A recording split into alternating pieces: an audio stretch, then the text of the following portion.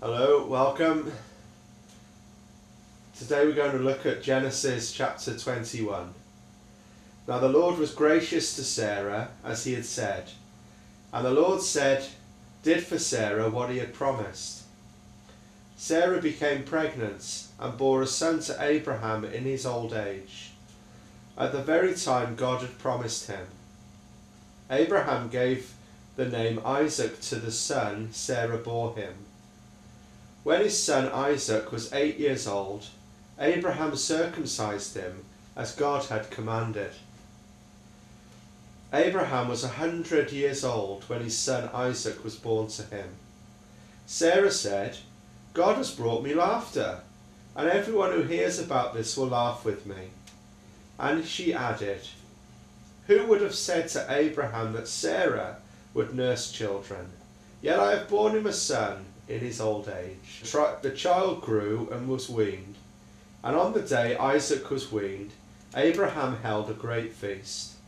But Sarah saw that the son whom Hagar the Egyptian had borne to Abraham was mocking, and she said to Abraham, "Get rid of the slave woman and her son, for that slave woman's son will never share in the inheritance with my son Isaac."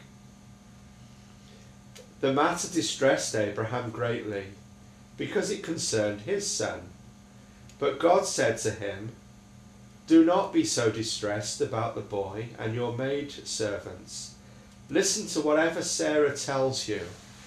I will make the son of the maid servant into a nation also, because he is your offspring." Early the next morning, Abraham took some food and a skin of water and gave them to Hagar. He set them on her shoulders, then sent her off with the boy. She went on her way and wandered in the desert of Beersheba. When the water in the skin was gone, she put the boy under one of the bushes. Then she went off and sat down nearby, about a bowshot away, for she thought, "I cannot watch the boy die." And as she sat there nearby, she began to sob.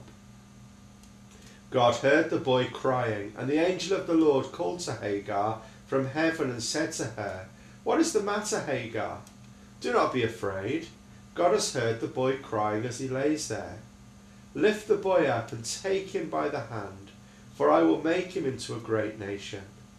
Then God opened her eyes, and she saw a well of water. So she went and filled the skin with water and gave the boy a drink. God was with the boy as he grew up. He lived in the desert and became an archer. While he was living in the desert of Paran, his mother got a wife for him from Egypt. At that time, Abimelech and Phicol, the commander of his forces, said to Abraham, "God is with you in everything you do. Now swear to me here before God that you will not deal falsely with me or my children or my descendants. Show to me in the country where you are living as an alien the kindness I have shown you." Abraham said, "I swear it." Then Abraham complained to Abimelech about a well of water that Abimelech's servants had seized. But Abimelech said, "I don't know who has done this. You did not tell me, and I heard about it only today."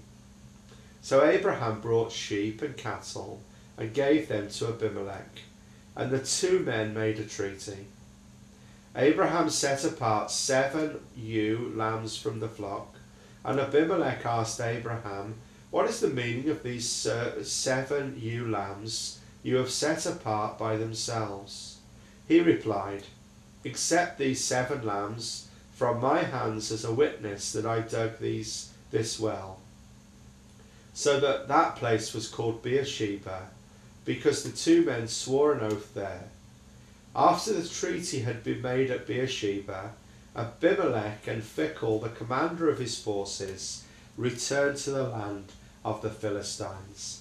Abraham planted a tamarisk tree in Beersheba, and there he called upon the name of the Lord, the eternal God, and Abraham stayed in the land of the Philistines. We see here a great reading from Genesis chapter 21. we see that, that Isaac is born, and after all those years of trying, all those years of failure, and all those years of perhaps giving up and even laughing and mocking God when he told Sarah and Abraham that they would have a baby, here he is, born to Sarah in her old age and in Abraham's old age. I would encourage you that wherever you are, whatever you're doing, whatever your circumstances, never give up. Never give up on the promises of God.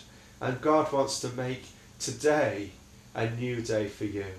Keep trusting him, keep your faith in him, keep close to him, and keep strong, and believe that God has always got your best interests at heart. Thanks for listening, and thanks for watching, and have a great day.